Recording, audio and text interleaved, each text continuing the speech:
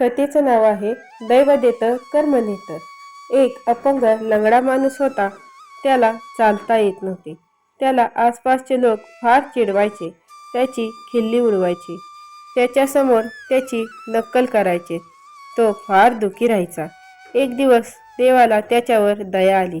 देव त्याच्यासमोर प्रकट झाले आणि म्हणाले, आजवर तू फार सहन केलेस. आज मी तुझं व्यंग दूर करतो. पण तुझी अजून एखादी इच्छा असली तर सांग. लंगडा म्हणाला, देवा, आजवर मला माझ्या गावातल्या लोकांनी फार त्रास दिला.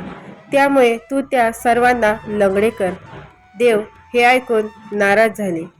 अरे मूर्खा, आज मी स्वतः येऊन तुझे व्यंग दूर करतो म्हणालो आणि तुला अजून इच्छा मागण्यास सांगितले.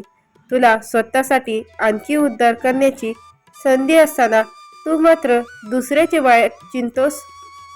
दुसऱ्यांनी तुला चिडवले असले तरी तुझे व्यंग काही त्यांच्यामुळे आले नव्हते.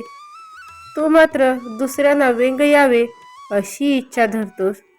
तुझ्या शरीराचे व्यंग सहज दूर होईल, पण मनातले व्यंग मात्र अवघड आहे. मी आता परत चाललो. तू आहे तसाच राहा. तो लंगडा त्यापुढे तसाच राहिला. अशाच नवनवीन कथेसाठी चॅनलला लाईक आणि सबस्क्राईब करा. धन्यवाद.